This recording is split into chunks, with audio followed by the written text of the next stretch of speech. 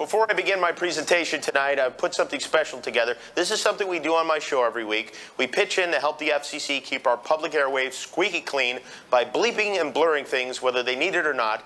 And with that said, please enjoy a special White House Correspondents Association dinner version of This Week in Unnecessary Censorship. Good afternoon, ladies and gentlemen. Thank you for coming to the White House for your daily f***ing. I've told leaders of both parties that they must come up with a fair compromise in the next few days that can pass both houses of Congress, and a that I can. President Obama says it's ass-f***ing time in the Gulf Coast. Trying to find bipartisan health care reform on Capitol Hill is sort of like children trying to f*** unicorns. I have with homosexuals since 1968. I'm a regular guy with a big.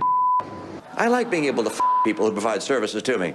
Harry Reid just wants to put his finger in his and sing. Are you not getting enough, you and the administration? Look, these are gigantic packages. I understand what pork barrel politics is all about. I your you mine. That was a great interview. Thank you very much. I enjoyed being here. Thanks, guys. Right, even though you touched his.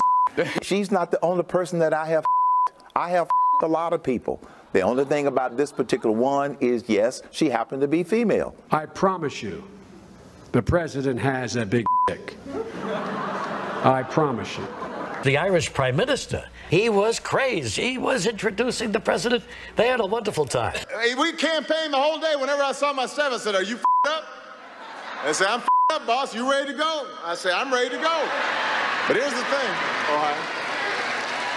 After about a minute or two, I'm starting to feel kind of up.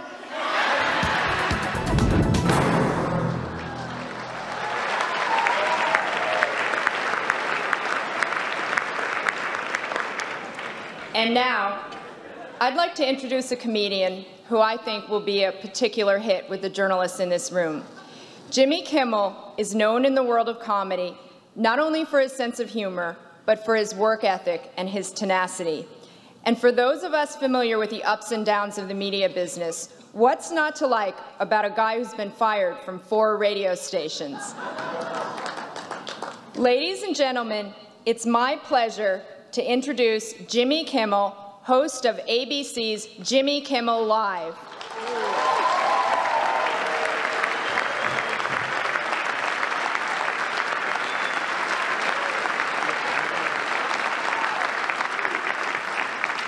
Well, thank you. Good evening, ladies and gentlemen, distinguished guests, Mr. President, salam. It is wonderful to be here. They told me this would be a very high-profile event with some of the most powerful people in the world. They did not tell me I'd be looking directly into Sofia Vergara's cleavage. I saw you texting. Sofia is from Colombia. This is what women look like in Colombia. What do you expect the Secret Service to do? Mr. President, I know you won't be able to laugh at any of my jokes about the Secret Service, so cover your ears if that's physically possible.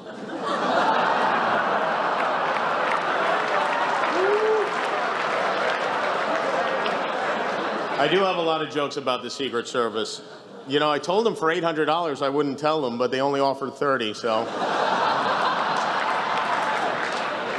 I am happy to see that Congress is taking this very seriously. David Vitter even went so far as to fly down to Colombia to investigate this personally. I'll tell you what, though, I know the administration has been cracking down, but if this had happened on President Clinton's watch, you can damn well bet those Secret Service agents would have been disciplined with a very serious high five. Palms would be beet red. Quick announcement, if anyone has tickets to the GSA after party, the plane is leaving for the Four Seasons in Dubai at midnight on the dot. Don't be late or you'll miss out on your complimentary white tiger cub. I want to thank the Washington Hilton for hosting us tonight. You know, President Obama wanted to move the dinner to the Kennedy Center this year, but the Republicans wanted to keep it here at the Hilton, so they compromised, and here we are at the Hilton.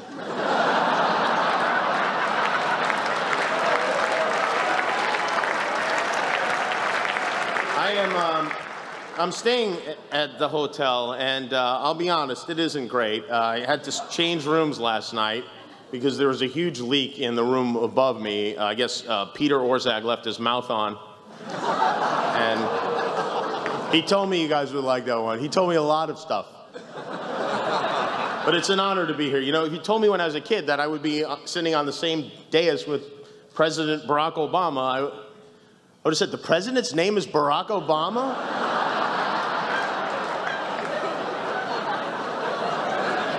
Mr. President, you remember when the country rallied around you in hopes of a better tomorrow?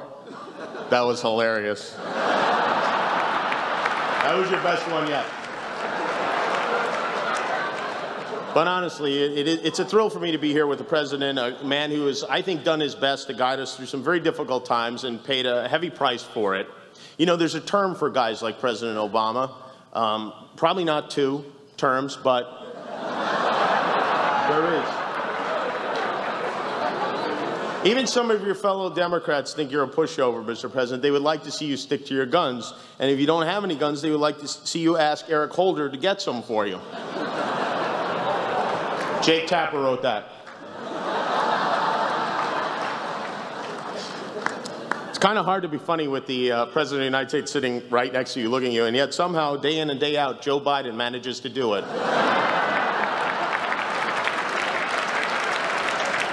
I wish he was here. I wish he was here so he could sit behind me and fake clap like he does during the State of the Union address. Are you enjoying this? Is this fun for you? This is the first meal he's had in months. They say diplomacy is a matter of carrots and sticks, and since Mrs. Obama got to the White House, so is dinner.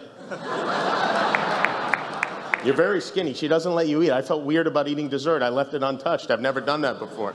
You know, the real reason people thought you were from Kenya had nothing to do with your birth certificate. It's because you lost so much weight, we thought you were the guy who won the Boston Marathon. This is how you know this country's in bad shape. Our president is starving. North Korea is sending him food aid. I had the opportunity to sit next to the First Lady tonight. She's very, very nice, and no matter what side of the fence you're on, you have to admit, she's done a lot of good work. She just wants us to be healthy, really, is all. Mrs. Obama, I thank you for that. Look, it's Chris Christie, get him.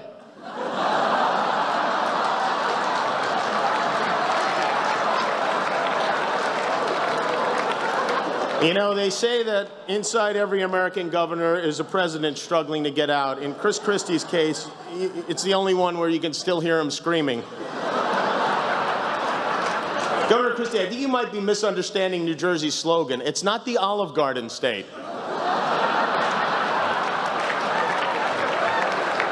But the truth is, the First Lady is right. Americans are in terrible shape. You can even tell how out of shape we are by the way we protest. We used to march, now we occupy.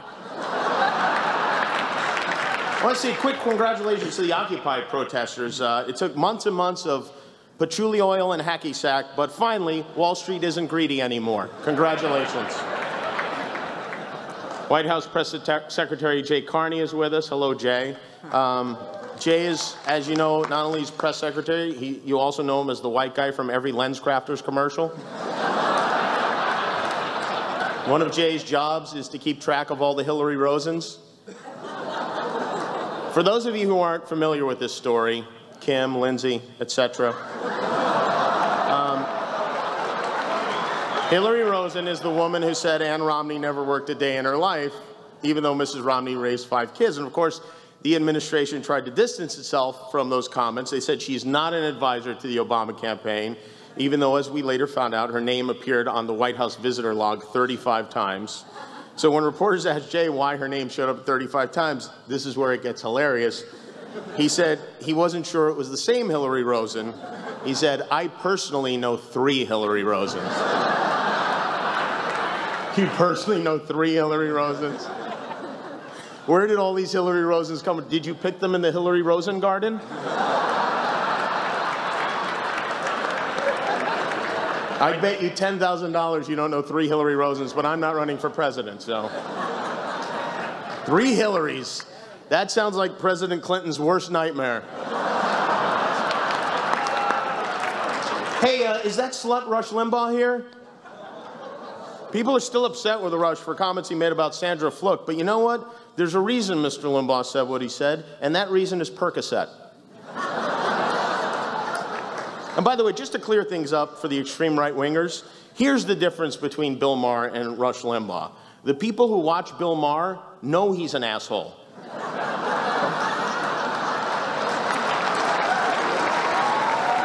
This is my first time here.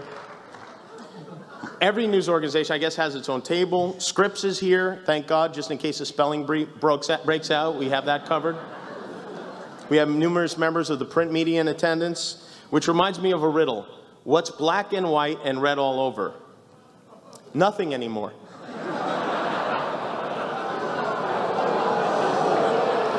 Really? The Christie jokes are okay, but no? Where are the CNN tables? Are the CNN tables real tables or virtual tables? There you are. Every election year, CNN comes up with new and increasingly amazing technology. They have the magic wall this year. They had the hologram 4 years ago. And yet, with all their technical wizardry, they still haven't figured out a way to make James Carville look less like a hairless, boiled cat. Quite a few cable news anchors wrote books this year. Chris Matthews of MSNBC wrote a biography of JFK. It's 427 pages long. Poor Rick Santorum was throwing up all night. Bill O'Reilly wrote a controversial book about another great president called Killing Lincoln. I actually have my own theory about Lincoln's death. I think John Wilkes Booth was innocent. I don't even think it was an assassination. I believe that Abraham Lincoln had a vision about what the Republican Party would become in 150 years, and he shot himself.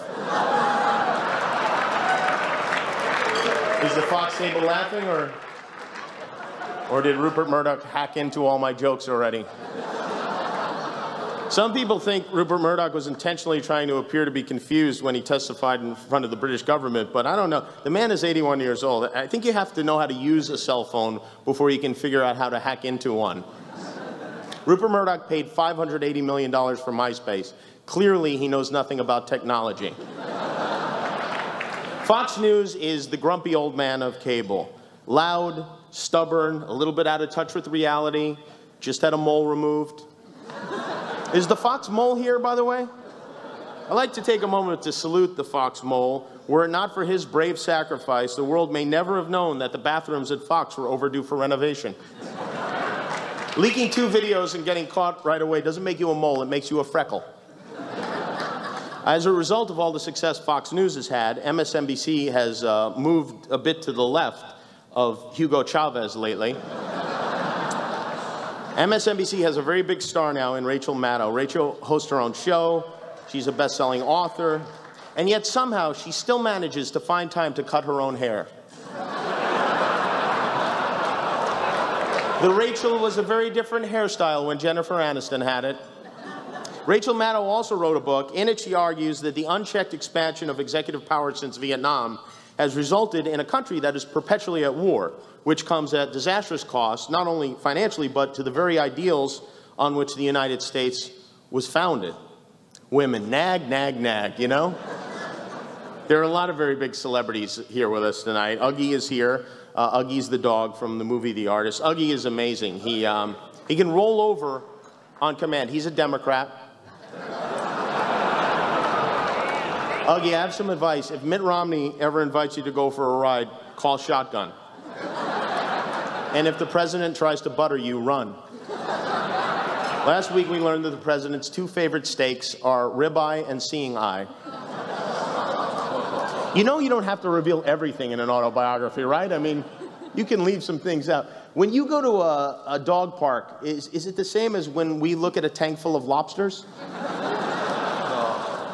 The president was very candid in an interview with The Atlantic a couple of weeks ago when he called Kanye West a jackass.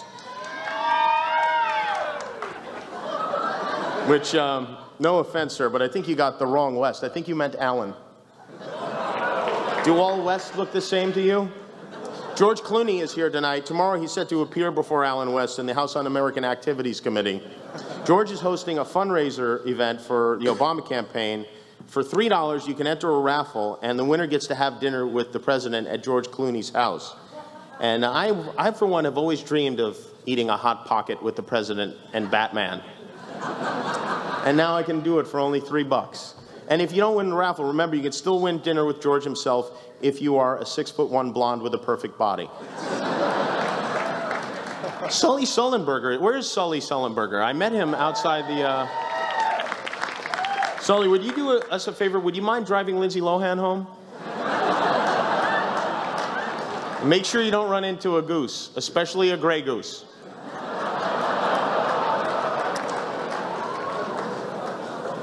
George Stephanopoulos is here. Good Morning America just beat the Today Show for the first time in 16 years.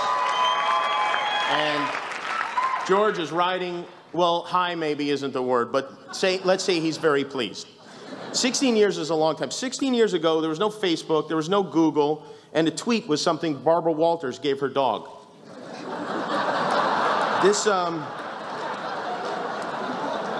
This is really incredible. I mean, what a collection of people. Here in one room we have members of the media, politicians, corporate executives, advertisers, lobbyists, and celebrities. Everything that is wrong with America is here in this room tonight. Unfortunately, the Speaker of the House, John Boehner, isn't. Apparently, yours aren't the only dinner invitations he declines, Mrs. Obama. Don't take it personally, though. He's probably just afraid someone will ask him to pass the salt and he won't have the votes. Eric Cantor couldn't be here tonight. He's at the gym working out his gavel arm. This Boehner-Cantor feud fascinates me. As most of you know, it started during the debt ceiling negotiations when they couldn't agree on the wording of the ransom note. And it went downhill from there. Interesting fact about Speaker Boehner, the reason he smokes so many cigarettes is his tears keep putting them out. Minority Leader Nancy Pelosi isn't here tonight either, but her lipstick is. It's on my glass, I think, from last year. Nancy Pelosi believes in lipstick the same way she believes in government. Too much is never enough. Jake Tapper also wrote that one. I have to say, I've been having a lot of fun here in Washington. It's such a great city with all the history and monuments. I was at the Lincoln Memorial last night. I was standing there in awe, thinking, wow, back in the 60s, on this very spot, Forrest Gump reunited with Jenny. The people are interesting, too. You know, it's fun to have conversations with people who are so passionate about politics. I talked to a guy who was a huge supporter of Obamacare, and a guy who says it's a disaster that should be killed immediately. And it was interesting because I'd never met Mitt Romney before.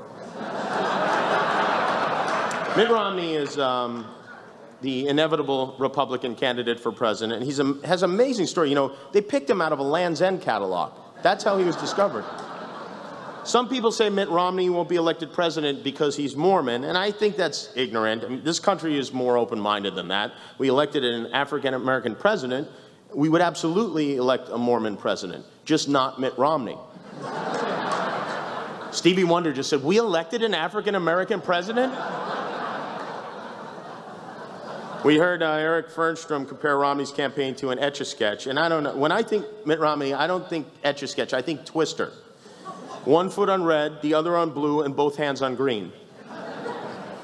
Mitt has trouble connecting with regular people. You can't have a beer with him because he doesn't drink.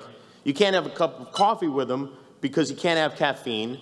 You can't even play Monopoly with him because he keeps trying to put the dog on the car. But if you're a Republican, you know, there isn't much of a choice. I get Rick Santorum is out. I guess it just wasn't Rick's year. Rick's year is 1954. You know, it's one thing to oppose gay marriage. It's another altogether to do it in a sweater vest. But in the end, Rick Santorum may not have won the nomination, but he succeeded in getting his message out, not just to Americans, but to people all aflat the world. Ron Paul is still in there. He's still sticking with it. To me, Ron Paul looks like the guy who gets unhooded at the end of every Scooby-Doo episode.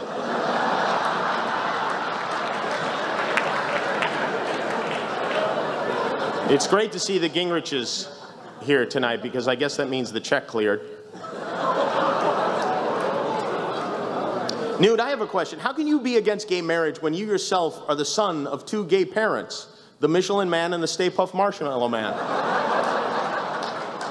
I don't understand politicians who are against gay marriage. I don't understand anyone who's against gay marriage. And when you really think about it, aren't all marriages kind of gay? I mean, as a man, when you get married, essentially what you're saying is, I will never touch another woman as long as I live. Now let's put jewelry on each other and dance. Not that it's any of my business, Mr. Gingrich, but why are you waiting until Tuesday to drop out of this? Just do it now. It's time to mid or get off the pot. The election process has changed a lot over the last 10 years. As you know, the president finally gave in and agreed to a super PAC, which initially Vice President Biden was very excited about until he found out that a super PAC isn't one of those big boxes with all the different kinds of chips. And while we're on the subject of super PACs, let's get rid of super committees. Super committees are to committees what super cuts is to cuts. All right, it's time for the fun part of the evening. I'd like everyone to look under your seats. Under each one, you will find a copy of Keith Olbermann's resume. Is Keith here tonight? Limo wouldn't pick him up? The thing about Keith Olbermann is he's so likable. Al Gore launched Current TV in 2005, and it took off like a North Korean rocket. To be honest, I didn't even know Current TV was still on the air, but then I don't get channel a million. Keith Olbermann burned more bridges than the arsonist of Madison County. He has more pink slips than Marcus Bachmann. Too soon? Too soon? If you're not familiar with Marcus Bachmann, he plays Cameron on the show Modern Family. Stand up and take, where are you, Marcus? Oh, there he is.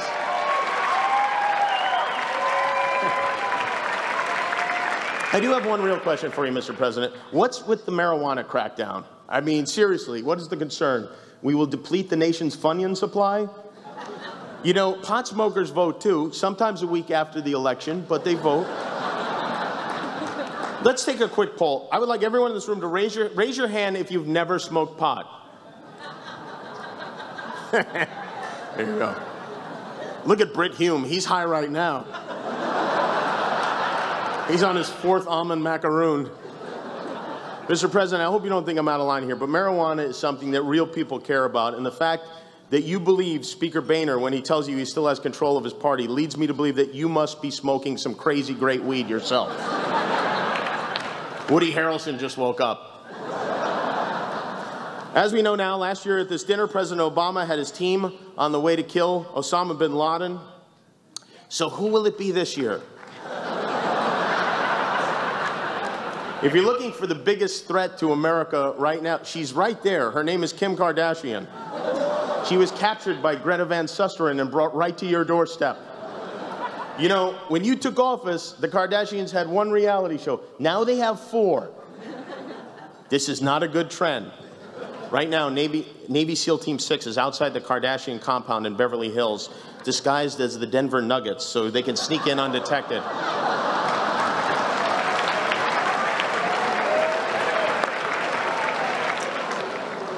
I have a question. Who are these people who think it would be a good idea to attack Iran? I hear people say, bomb them, nuke them, just do it now. But they're a real bunch of yahoos and Netanyahus. There's only one way to have peace between the Israelis and the Arabs. Instead of focusing on their differences, they should focus on what they have in common, which is a mutual love of falafel and terrible dance music. I don't understand all the anger that is directed at the president. Even if you disagree with his politics, he's funny, he's athletic, he has a beautiful singing voice, he's devoted to his family. Even with all his responsibilities, he still finds time to go to his kids' soccer games and move the goalposts. And I think that's commendable. President Obama wants everyone in America to have health care, whether we want it or not. I think I figured it out. You're not from Kenya. It's even worse. You're from Canada. This healthcare reform thing has a lot of people very angry. There seems to be a lot of anger in general. And ladies and gentlemen, if I can get serious for a moment, I believe that if we truly want to overcome the problems that we face, we have to do it together. We cannot forget this country is a great country. This is a land of liberty and justice for all. And it doesn't matter if you're black like President Obama, or white like President Obama, or red like President Obama's agenda, or orange like Speaker Boehner. America is and will always be, as a great man once put it, a place where a man is judged not by the color of his skin, but rather by the number of his Twitter followers. It has been an honor for me to be here before so many members of the Washington and national media. You're here tonight because as journalists, you care about freedom, free speech, a free press, and most importantly, free dinner. Some people say journalism is in decline. They say you've become too politicized, too focused on sensationalism. They say you no longer honor your duty to inform America, but instead actively try to divide us so that your corporate overlords can rake in the profits. I don't have a joke for this. I'm just letting you know what some people say. In conclusion, it really has been an honor for me to be here tonight, and I'd like to thank Karen Bohan for inviting me, and Jake Tapper for writing all the jokes you didn't like, and I also want to thank Mr. Mills, my 10th grade high school history teacher, who said I'd never amount to anything if I kept screwing around in class. Mr. Mills, I'm about to high-five the President of the United States. Is it okay? Eat it, Mills. Thank you, everybody.